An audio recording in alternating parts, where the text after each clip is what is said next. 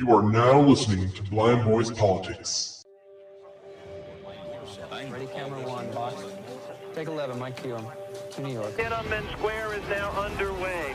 Can we all get along? Can we get along? That Simpson has a gun at his head. Do not think one terrorist bomb will shatter either the faith or the future of the people of Oklahoma. Everyone around me got shot. Them and hear about them in the media. God willing. There has just been a huge explosion. A plane or a helicopter has crashed. Good Lord. That is about as frightening a scene as you will ever see. In the Battle of Iraq, the United States and our allies have prevailed. Barack Obama, he will be the first African-American president of the United States. Change has come to America. After a firefight, they killed Osama bin Laden. States can no longer ban same-sex marriage. America has lived up to her promise of liberty and justice for all. The entire thing has been a witch hunt. Article 2 is adopted. Again, extend my deepest apologies to the journalists who were inadvertently but nevertheless detained. To create a positive force in a world where cynics abound. To provide information to people when it wasn't available before. Chris Baker, Nicholas Rod, you are on the air. Go.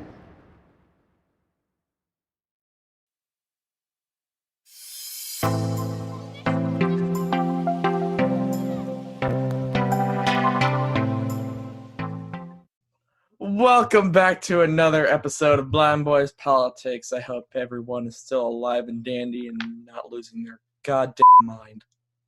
Chris, how are you? I'm doing great, Nick. I haven't lost my mind totally yet. It's at the usual stance of about 60%. I'm pretty much at 99. I think I've only got the smallest little hair of it left. That sounds like fun. Yeah, well, I mean, this week I took steps towards reigniting my YouTube channel. I worked literally for hours yesterday on getting some vocal stuff done and some guitar stuff done, and those are up on the channel. And that just took rid of that got rid of a lot of that sanity that I had left. Well, you know the good old saying, Nick. I hope you know the good old saying at least. I think I do, but let's remind the viewers, shall we? Having sanity is no fun. It's boring. If you have sanity, you have no sense of adventure. I can completely get on board with that saying, Chris. I think it should be said a lot more often. And I would know because I've lost my sanity, 90% of it, a long time ago. And part of that sanity losing was to put 3 kayaks on a roof of a car when you're only supposed to put 2. Sounds like a fun journey. We'll find out how that goes when we leave. Great. I wish you luck. There might be a 3-car pileup on the thruway that we will be reporting next week. Who knows? No worries. It'll all be okay. I'm not worried about it. I'm kind of hoping. Sometimes you need a natural demolition derby, though. You know? What else would you want on the thruway? Exactly. Travel to go accordingly? Come on now. That's boring. Yeah, come on. It's like we just said, sanity is boring. Normality is boring. We need some sort of a pile-up. Of course. Natural demolition derby.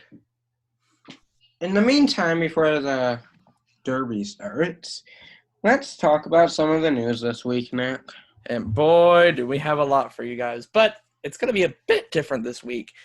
So, normally, of course, we go into great detail about a few of the biggest stories. Well, this time around, we've got a bunch of different stories for you guys. We have more than we usually do, and we're going to kind of go through them a little faster than we normally would, but we're still going to talk about what's going on and fill you guys in and go from there. And the only reason that we're not going into great detail about them is because there is no great detail about them. There is no major stories this week. Exactly. So, to start out with, we have some information about food prices and how they are rising across the country. So we actually have some of the percentages for all of you, so I'll share those now. Beef prices are up 20.2%. Eggs are up 10%. Poultry and pork are up 8.5%. Cereal is up 4%. And the reason for this mainly comes from the fact that people aren't going out to eat. People aren't going to restaurants. So we're not seeing these, restaurant businesses buy as much, food product. So the companies have to raise the prices. There's no food shortage. There's none of that going on. So it's merely just the fact that restaurants aren't open for business like they normally would be. So they have to raise the prices to maintain a steady income and steady profit and all of that. Right.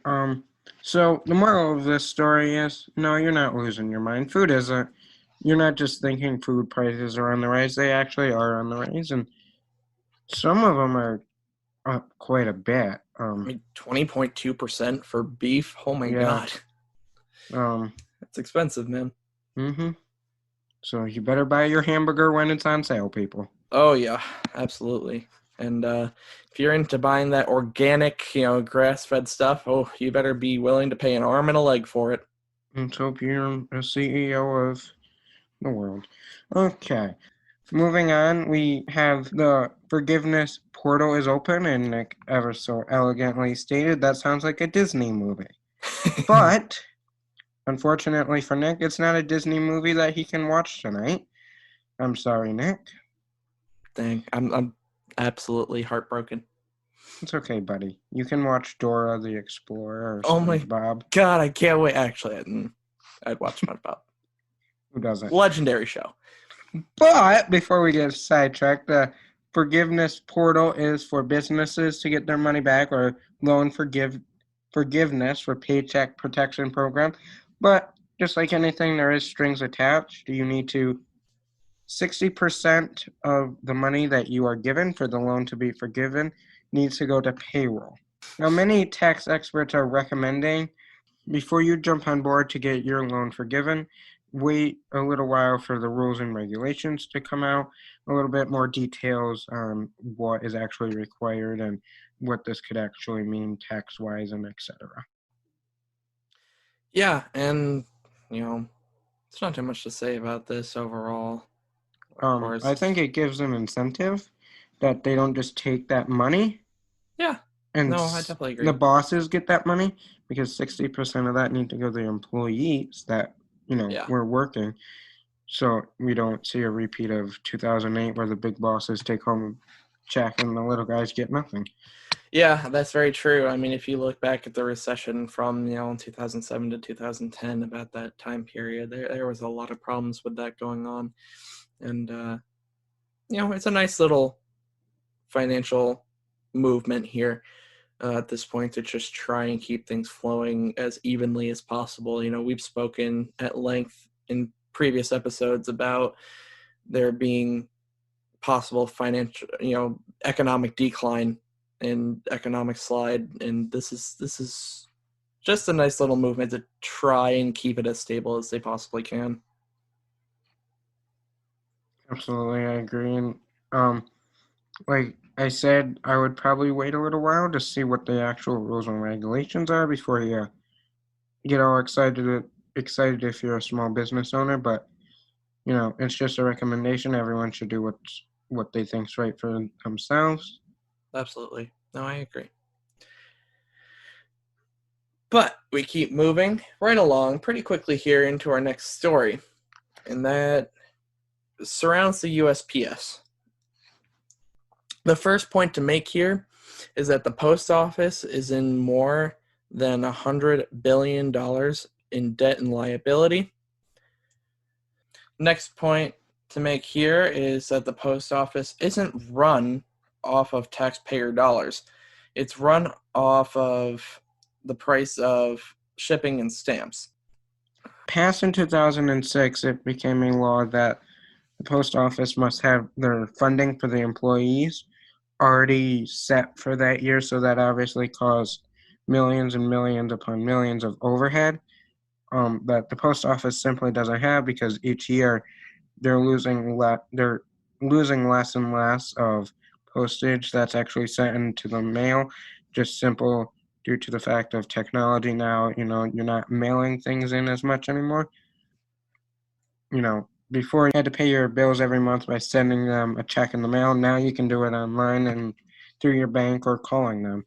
So they're just losing millions and millions of postage that's actually sent per year. So that means they're losing funding from that per year. Right, yeah, they're losing so much money because of technology. At one point in time, before technology was as big as it is now, there was so much mail sent. The postal service was like a self-sustaining business at one point. They sent out and delivered so much mail. It was a key part to our nation. Being a mail delivery person, decades and, during the early 20th century especially, was huge. And as we've seen things progress, and now, of course, we have as much technology as we do, that's so much money lost. It really is. But moving right along, sticking with the Postal Service, though, in June of 2020, Trump appointed Louis DeJoy as the postmaster. And soon after that, the whole postal service began to slow down. Delivery has slowed down and things have been changed. And it's been under debate on whether DeJoy is responsible for this and if Trump is responsible for this, because, of course, there has been talk. We heard him say that he wanted to stop funding the Postal Service and he wanted to delay the election. So it's been under debate between, people across the country on whether he actually has taken steps to affect, the USPS and all of that. Oh, Nick, one thing is about our government, they do a lot of talking. They don't necessarily do a lot of the follow-throughing. Well, yeah, and one thing that people have to remember, too, is that, Trump wanted to delay the election. He wanted to stop the funding of the USPS. Fact of the matter is, he can't just do it. It takes an act of Congress. It's not just like snapping your fingers. Yeah, I mean, there are limits to what the president can do, people. Trump can say whatever he wants, but there are processes that he has to go through. He has the freedom of speech to go on Twitter and say whatever he wants. Oh, sure. Or in rallies or whatever, he's saying these things, but it's another thing to actually follow through and do it. Yeah, exactly. He said the most crazy things on TV. We know this in interviews and stuff like that, and on Twitter, of course, especially.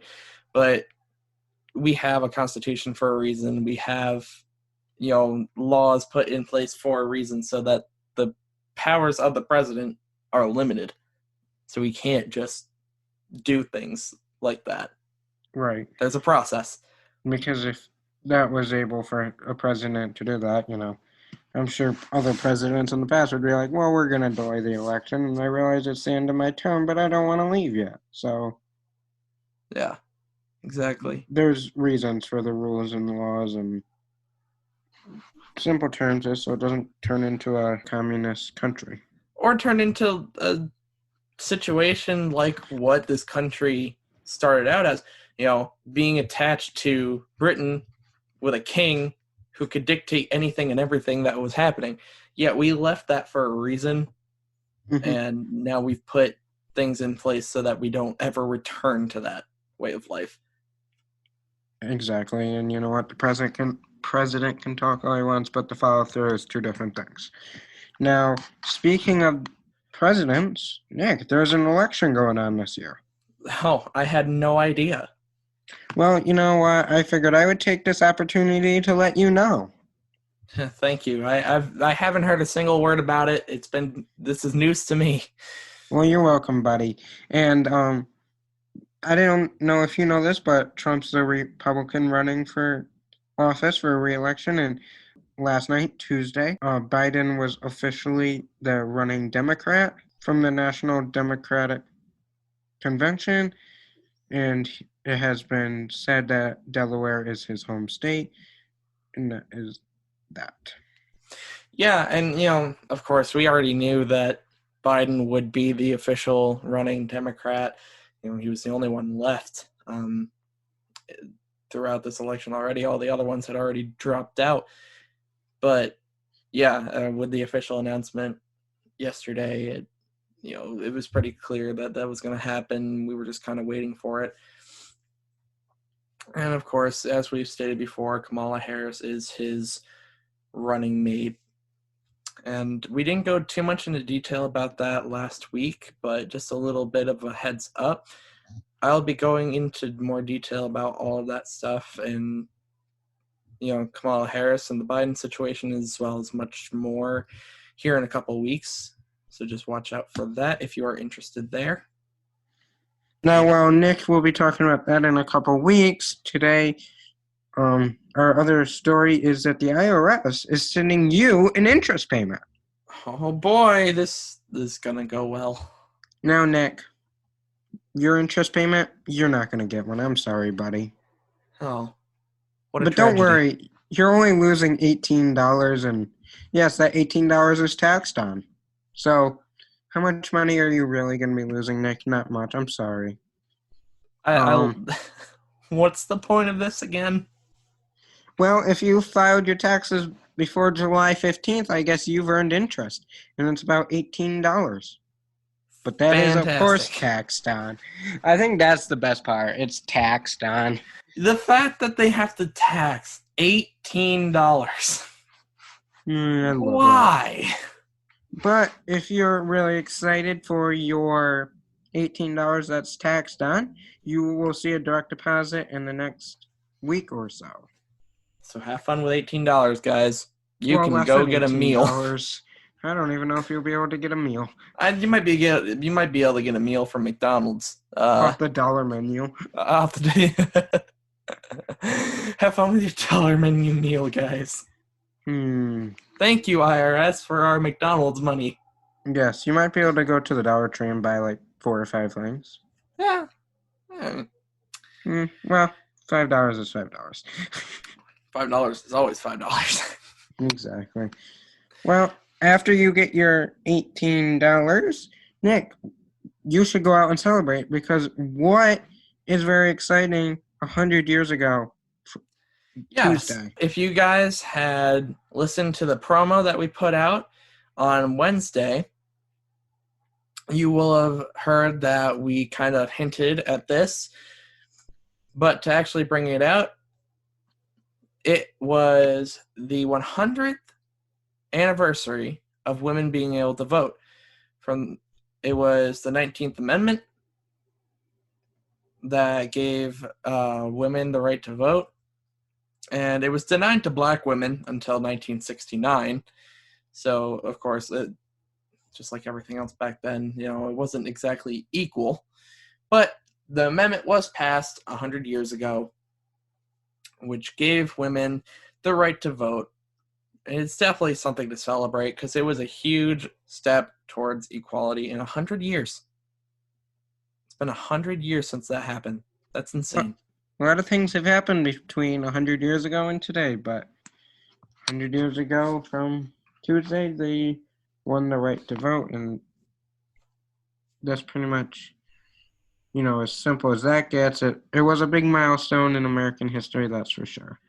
Absolutely. It was definitely a step towards equality at the time, a huge step, because at that point in time, you think that we have issues now, with all the protesting from all different types of groups in this country about equality and stuff like that. You think we have a problem now. Back then, as everyone kind of learns in their school years, it was terrible. So to have a milestone like that was huge, and for it to be, for that amendment to exist for 100 years now, it's crazy to think it's been a century. Yeah, like you said, it was a big milestone. Things have changed. Luckily, a lot of things in the last century have changed for the better, but that was like the big, what happened 100 years ago. Yeah. Love that. Now, Nick, our final story is Congress is coming back. Really? But not for your stimulus check. Yeah, of course not. No, what? No. I was excited when I saw that. Oh, maybe it's going to be for the stimulus check. Nope. It's for $25 billion to fund the USPS in emergency aid. So they're coming back earlier than they had originally stated, but not for the stimulus package, which people have been waiting months for. Yeah. All right. Now, of that course, makes me feel happy. Yeah, I'm sure. Of course, after our USPS discussion a few minutes ago, it's kind of clear that, it does need a bit of help. But, yeah, I'm sure a lot of people are still waiting on the stimulus package to see what's going to happen, if it's going to go through, if it's going to even exist. And now Congress is coming back. People get their hopes up, and then they get them crushed again. Exactly. But, hey, there's some good news with this story. Both parties agree that they need to fund the USPS, but both parties can't agree to funding the American people that need the money. There's nothing new. That is nothing new, I promise you. Yeah. I could go into an hour-long discussion about that alone, but to save everyone the time and sanity, I won't do that right now. That can be saved for another day. But there does come with a condition, because I'm sure everyone's worried about the USPS being funded. They want the postmaster to testify before they get their funding to stop making changes and delaying mail. See, I still very much question whether he's actually to blame for delaying post. Here's what I don't debate, Nick. What's that? Why can't they be smart people at Congress? Figure out the stimulus, figure out what they're doing with the USPS. Because, you know what? Yes, people do work at USPS. That is their paycheck. That is for a lot of people. But here's my thing. People need money. They don't really care if their bills come. If their bills come, that means they don't have to pay for them. Wow, yeah. I'm a genius. I just started that on the fly. Well, I am so proud of you. Thank you. That's actually quite ironic. They're trying to fund the company that will send you bills but won't send you money. I love the irony in that. The beauty of it all. I mean, it's very much kind of a debate on whether, what should be focused on first. The reason I think that the stimulus package should come first mostly lies around the fact that they had been trying to plan out the stimulus package since June, maybe even May, something like that, and they still haven't gotten anything to the president's desk even. So maybe focus on that first. I understand the whole postal service debacle and they're worried about that, but I just kind of think that they've been planning the stimulus package for so long now. If they're going to focus on something, why not it be that? Yeah, let's do it. Fund the people, please. Before people lose their minds. I'm sure that's already started to happen. Well, we all know that it's happened, and it happened a long time ago. But that is our final story for this week, Nick. And are you ready to get into your favorite segment? Oh, I am more than ready. I think this is your favorite segment. Easily. Should I go first? You can go first. Welcome to Dumb Laws, everyone. Here we go. In Washington, X-rays may not be used to fit shoes. Excuse me? Nick, I'm sorry, that X-ray on your foot that you went in for, can't use it to measure your foot for your shoes. I severely question how these things came to be. And why someone would bother making that a law. Yeah, what kind of boredom? What? And I hope this law is still in place too. I think it is. I kind of question how this is enforced though. You can't enforce this, can you? I have no idea, and I don't know how you would even fit an X-ray for shoes. Yeah, I don't know. But while that one makes me question some things, Chris, you heard me while we were kind of planning everything out this morning. You heard me laughing hysterically, but I never told you why. So, guys, I think Chris might have thought I was losing my mind even more than I already do on a normal daily basis, because I was just dying. And we've already gone to California before, but dear God, do we have to do it again? Yes, please. Because in California, a frog that dies during a frog jumping contest may not be eaten and must be destroyed as soon as possible. Well, I want those frog legs, so lock me up. Who? Who cares? I'm so confused. I saw this and just started dying because when, how, why? I have so many questions. Who, what, where, when, why? Exactly. How? Please don't forget how, because how is probably the most important out of all of this. Maybe Why? the why. But in all seriousness, why? Why is this a thing? Why can't you eat the frog if you really want to eat the frog? Who's having frog jumping contests? You never did that, Nick? No. Oh, I used to do it every day as a little schoolboy.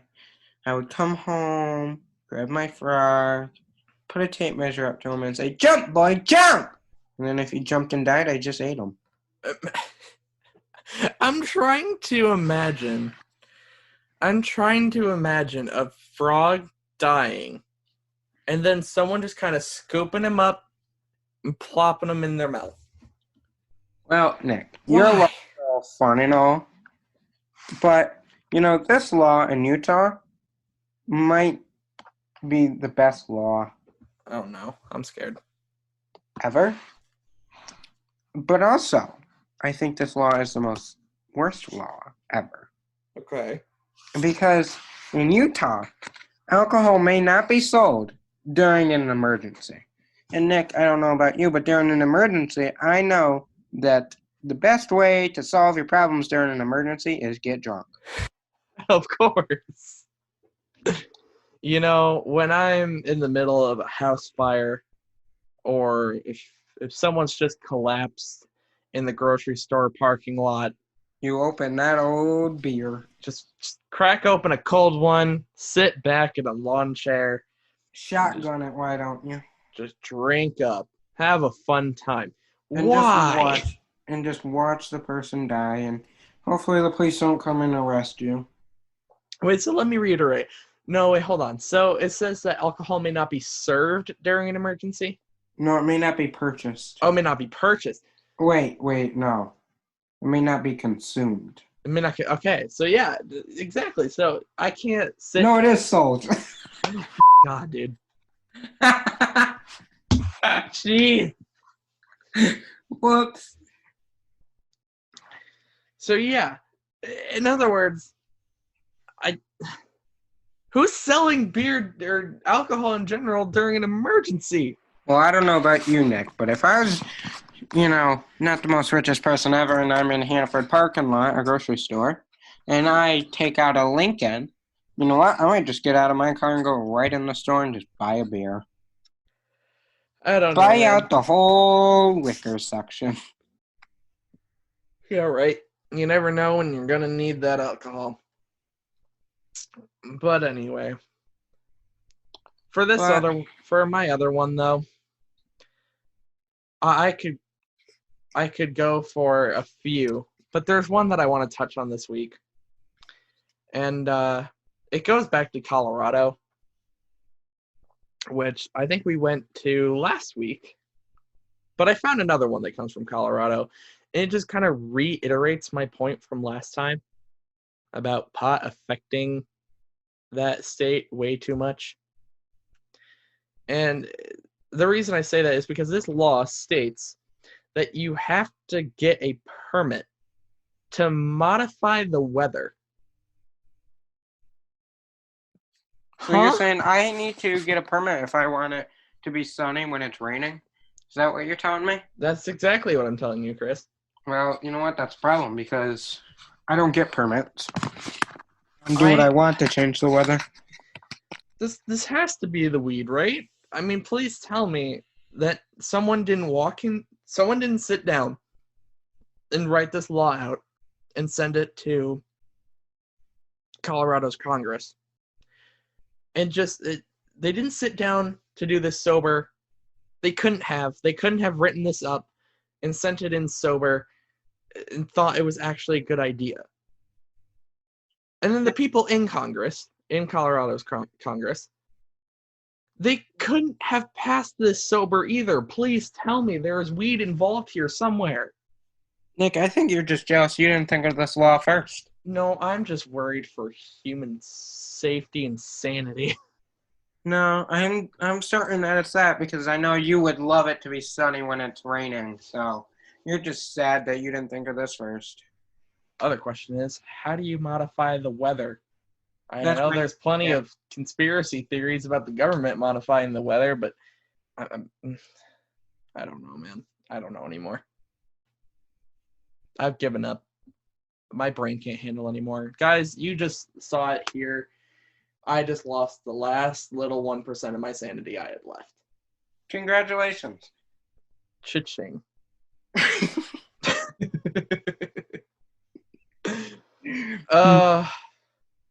But yeah. Nick, can you tell us about this week's good news story, maybe to help your sanity just a little bit?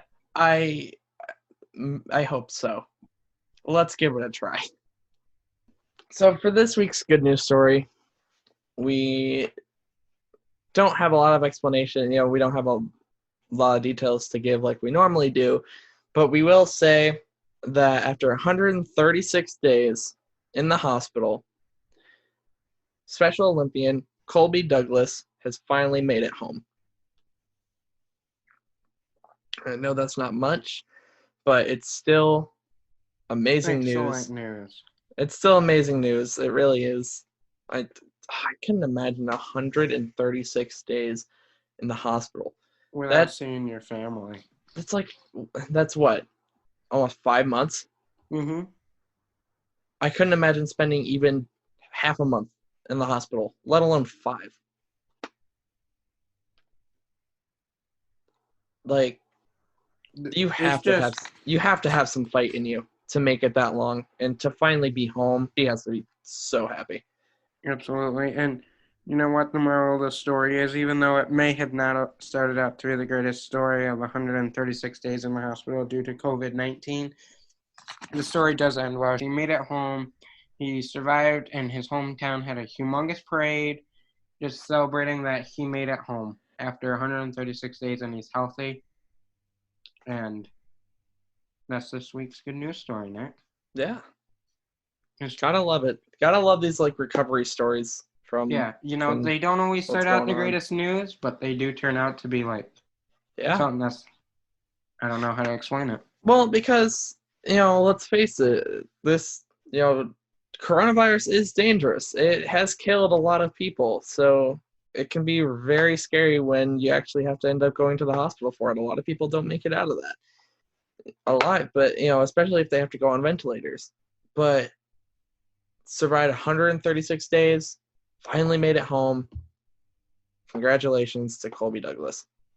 Absolutely. And Nick, that's the end of this week's episode. We covered a lot this week. We went over some dumb laws and talked about some excellent news. Yeah, absolutely. I would call that a success. I would too. No, I definitely would call it a success as well. So, as Chris said, we're just about done here. But if you want to keep up with us throughout the week when we're not posting, you can find us on social media. You can find the podcast on Twitter and Instagram at BlindBoyPolitic. And you can find our personal accounts on Twitter. For myself, it is at blinding_aura. I've spelled it a million times. You can figure it out, I hope. For Chris, it is at C_Baker002. That's even easier than mine. You've got this. I believe in you. And all the links to all of our social media will be provided down below in the show notes. Absolutely. So Make it even easier on you. You don't have to spell anything. There you go. You get to avoid spelling. Have fun, guys. See ya. Bye, guys.